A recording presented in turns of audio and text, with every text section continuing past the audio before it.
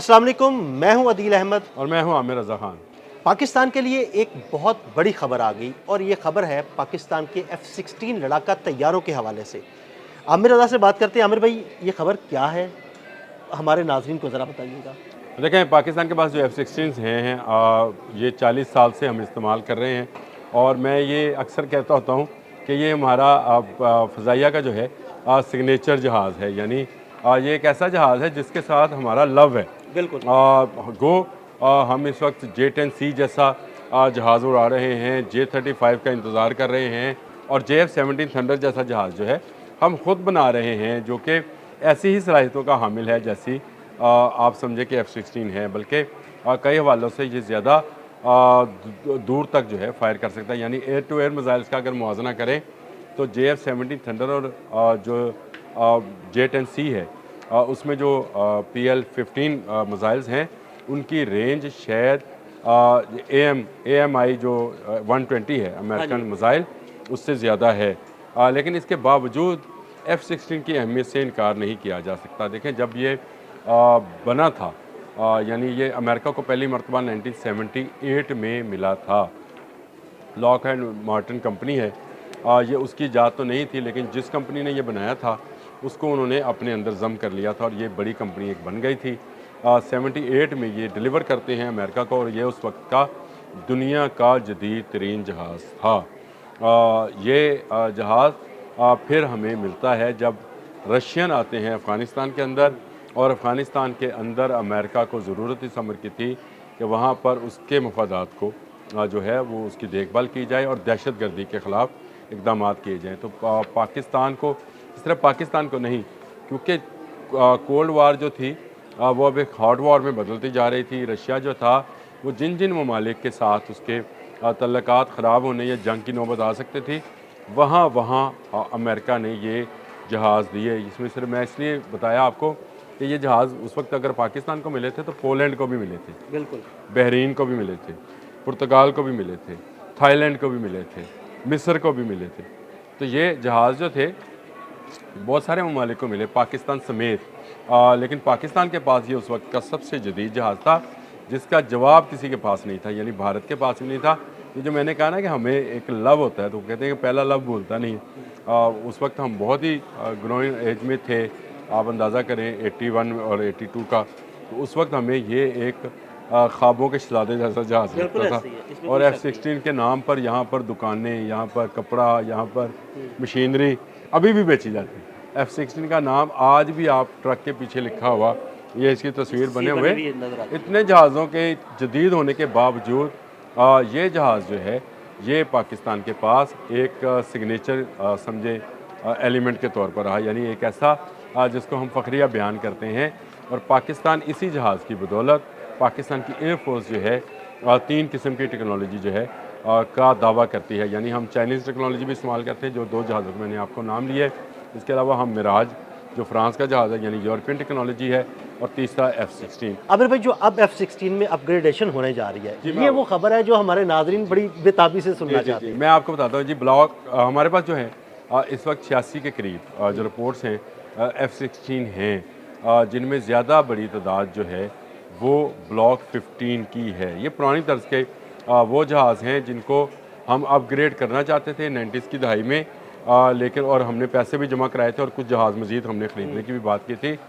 लेकिन एटमी जो धमाके थे उसको बहाना बनाकर अमेरिका ने ये हमारी इमदाद रोक ली, और उसके बाद ये अपग्रेड नहीं हो सके थे। लेकिन उसके बाद जब अमेरिका ने दोबारा से ये समझा कि पाकिस्तान को दहशतगर्दी का सामना है, मुशर्रफ गवर्नमेंट थी, तो पाकिस्तान को ना सिर्फ 2006 में नए मिसाइल और नए सिस्टम के साथ ब्लॉक 52 F-16 के 19 जहाज़ दिए गए, बल्कि पुराने जहाज़ों को भी अपग्रेड करने की इजाज़त मिली। और आपको याद है कि मैंने एक दफ़ा पहले भी व्लॉग में जिक्र किया था कि तुर्की में शायद हमने ये हाँ जी, बिल्कुल। अपग्रेड कराए थे जहाज़ अपने, तो वो इजाज़त मिली। लेकिन आपको पता है कि आने वाली हर टेक्नोलॉजी जो है वो बदलती रहती है। जिस तरह से हम मोबाइल फ़ोन का इस्तेमाल करते हैं, तो कुछ अरसे के बाद मोबाइल फ़ोन जो हैं वो ख़ुद आपसे कहते हैं कि इसको अपग्रेड कर लें, या आप इसको मॉडल को चेंज करें, क्योंकि नई आने वाली चीज़ें जो हैं वो होंगी। तो पाकिस्तान का अरसे से ये मुतालबा रहा है कि हमारे पास जो इस वक्त F-16 हैं उनमें radar, avionic system, electronic system, data collection के जो सिस्टम्स हैं उनकी तब्दीली की ज़रूरत है और नए हिसाब से इसकी तरबियत की भी ज़रूरत है और नए मिसाइल की ज़रूरत है। हमारे पास जो AIM 120 जो है ये 2006 में आया था ब्लॉक 52 के साथ, लेकिन इसमें अब वो C क्लास था, अब इसमें मज़ीद तरक्की हो गई है। और आपको याद है कि पिछले दिनों जो इसको इस मिसाइल को एयर टू एयर मिसाइल को बनाने वाली कंपनी थी, उसको एक लिस्ट फराहम की गई थी कि आप इन ममालिक को ये मिसाइल दे सकते हैं और उसमें खुशकिस्मती से पाकिस्तान का भी नाम शामिल था। तो ये अब MRM जो मिसाइल्स हैं ये पाकिस्तान को साथ मिलेंगे। इसमें जो है बॉम्ब्स भी जो हैं वो भी मिलने जा रहे हैं और इसके साथ साथ जो मैंने आपको बताया कि इसमें रडार और सिस्टम्स और बाकी चीज़ें जो हैं मिलने जा रही हैं। अब आपको मैं अगली बात खबर देता हूँ कि ये अहम क्यों है। जो आप कह रहे हैं खुशखबरी ये है कि इन तमाम जो तकनीकी तब्दीलियाँ हैं जो कि पाकिस्तान अब कर पाएगा, उसके बाद ये जहाज़ 5th जनरेशन के जहाज़ के मुकाबले का हो जाएगा। आमिर भाई ये तो बहुत बड़ी खबर है। जी, ये खबर है कि ये जहाज़ जो है इन तमाम सहूलियात के बाद जो है 5th जनरेशन का जहाज़ हो जाएगा। आपको पता है कि पहले भी इसका कोई सानी नहीं है। जो इसका आमिर भाई कोई सानी नहीं है और डॉग फाइट में अभी तक इसका मुकाबला कोई नहीं कर सकता। इसका मुकाबला कोई भी नहीं कर पाएगा।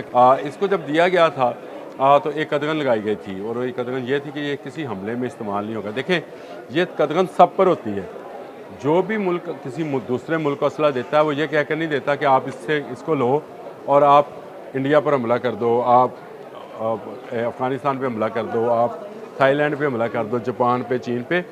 हमेशा दफ़ाई नुक्ता नज़र से ही असला दिया जाता है और ये पूरी दुनिया में ऐसे ही है। चीन हमें जो असला देता है किसी मुल्क पर हमला करने के लिए नहीं देता, वो तो अपने दिफा के लिए देता है। और हमें भी जो अमेरिका ने जहाज़ दिए थे ये अपने दिफा के लिए दिए। तो ये एक हकीकत है, इसको मानना तस्लीम करना चाहिए कि हमें ये जहाज़ जो थे दहशत गर्दी के ख़िलाफ़ मिले थे और जब 2006 में दोबारा 52 ब्लॉक के 19 जहाज़ मिले तो ये कह कर ही मिले थे कि यहाँ दहशत गर्दी आम है और पाकिस्तान के लोगों को दहशत गर्दी से बचाने के लिए ये एक मौसर हथियार है जो कि देना चाहिए, जिसकी कांग्रेस ने फिर मंजूरी दी और हमारे पास ये जहाज़ आ गए। एक बड़ा फ्लीट हमारे पास इन जहाज़ों का मौजूद है जो मुल्क की दफा के लिए है। F-16 एक बला का नाम होने जा रहा है और जिस तरह से आपने शुरू में जिक्र किया कि 2040 तक हमें इसकी अपग्रेडेशन की ज़रूरत नहीं रहेगी और ये अपग्रेडेशन जो है ये इन जहाज़ों को मैं ये समझता हूँ 2040 नहीं 2042 तक जो है करामत रखेंगे। लेकिन जैसे जैसे टेक्नोलॉजी बदलेगी वैसे वैसे पाक फ़ज़ाइया जो है इसमें मज़ीद जो तरक्की करती चली जाएगी। एक चीज़ रह गई वो आपको मैं बता दूँ, वो ये है कि इन जहाज़ों के साथ साथ ये भी शामिल है कि तरबियत भी दी जाएगी। देखिए, जो नया सिस्टम लगाए जाएंगे उसकी तरबियत और उसकी डिकोड करने का तरीक़ाकार जो है ये भी अमेरिका से बताएंगे। तो इसमें सारे में इस माहदे के अंदर ये चीज़ें भी शामिल हैं। तो पहले ही हम अपना JF-70 थंडर ब्लॉक 3 बनाए बैठे हैं, J-10C ले रहे हैं, J-35 जो 5th जनरेशन का जहाज़ है वो है। अब ये जहाज़ भी जो है 5th जनरेशन बनने जा रहा है। तो आप अंदाज़ा कर सकते हैं कि पाकिस्तान की फ़ज़ाई क़ुव्वत जो कि अब हर आने वाली जंग में सबसे अहम पहलू होगा और जंग मई में भी आपने देख लिया कि राफ़ेल गिराने के बाद इस बात को और ज़्यादा अहमियत मिल गई कि जितनी मजबूत एयरफोर्स होगी उतना मजबूत मुल्की दफ़ा होगा। तो ये मुल्की दफ़ा मज़ीद मजबूत करने वाली बात है। खुश नसीबी है कि पाकिस्तान को एक ऐसी फ़ौजी क़यादत नसीब है जिसके बारे में डोनाल्ड ट्रंप कहता है कि मेरे फेवरेट फील्ड मार्शल हैं। हमारे भी फेवरेट फील्ड मार्शल है और उनके दौर में मेरे ख्याल है उनको जब से मुश्तरका कमांड का बनाया गया है सरबराह तमाम तीनों किस्म की मुसल्लह अफवाज का, उसके बाद ये पहली बड़ी खुशखबरी है जो F-16 की अपग्रेडेशन है। सारे पाकिस्तानी इसका इंतज़ार कर रहे थे और आपने सही कहा कि 2040 तक अब इसको मज़ीद अपग्रेडेशन की ज़रूरत नहीं है। इसके साथ जो मिसाइल, जो बॉम्ब्स, जो एवियोनिक सिस्टम, जो रडार्स आएंगे वो इसको 5th जनरेशन के जहाज़ बना दें। बहुत शुक्रिया आमिर भाई जी। बिल्कुल, आमिर रज़ा ने बड़ी तफसील के साथ आपको इस डील के बारे में बताया और ये भी बताया कि अब हमारा F-16 5वीं नस्ल का लड़ाका तैयारा बन जाएगा। अदील अहमद और आमिर रज़ा को इजाज़त दीजिएगा। अल्लाह हाफ़िज़।